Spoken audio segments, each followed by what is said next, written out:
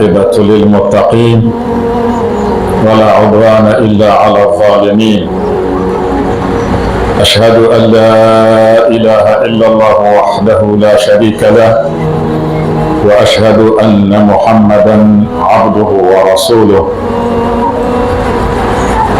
اللهم صل على محمد وعلى آل محمد،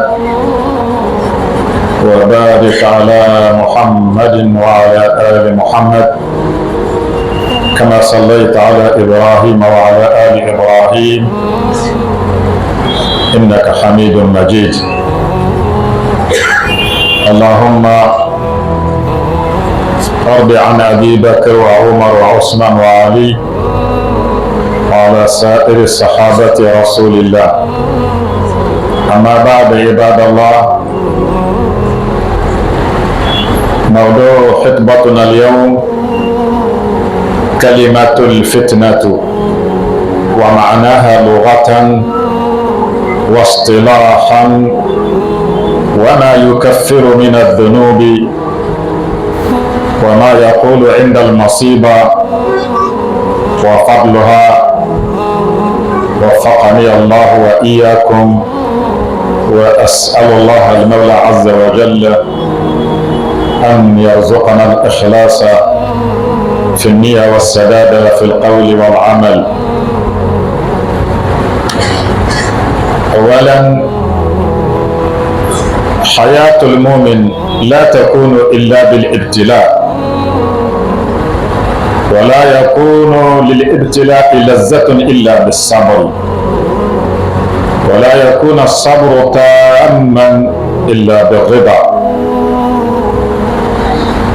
Alhamdulillah, dukkan godiya da yabo sun tabbata ga Allah subhanahu wa ta'ala, kuma da salati da shugaban halitta annabi Muhammad sallallahu alaihi wasallam. Insha Allah, kamar yadda kuka shi a larabci, rayuwar mumini ba za ta kasance ba sai da ibtila'i. Ibtila'i kuma ba za a samun jin daɗinsa ba sai da hankuri. Wala yakunu sabru taman illa birrida. Shi ko hankurinka ba za ka yi wato kamalarsa ba sai ka yarda da hukuncin Allah subhanahu wa ta'ala.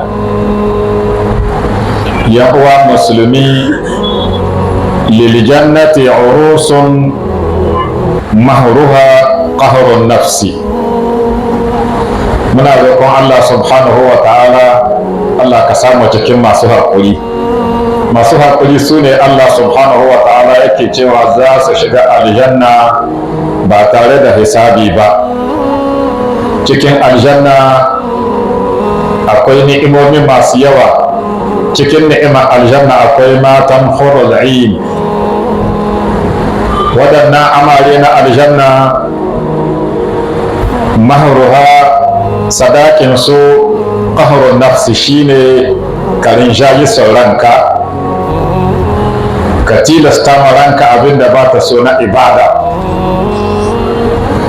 domin ita wuta an lullube ta da abubuwan sha'awa, amma cikinta babu shakka akwai azaba da musiba da bala'i. Allah kai mana kariya. Ita ko aljanna an lullube ta da abubuwa waɗanda suke bil'adam yana kyamar su, makruhat, amma kuma in mutum ya jimre ya dage zai shiga cikin ni'ima madawwamiya. Manzon Allah sallallahu alaihi wasallam yake cewa fil jannati ma la aynun ra'at wala uzunun sami'at wala khatara ala qalbi bashar. A cikin aljanna akwai abinda wani kunne bai taba ji ne ba, ido bai taba ganin sa ba, tunanin mutum da hasashensa ba zai iya kawo shi ba har abadan abada. Sai dai Allah kawai ya sifanta mana cikin alqur'ani. Misali, dan man kadibi wata sura da ake ce ma suratul rahman, malamai sun yi mata laƙabi da cewa arusul qur'an.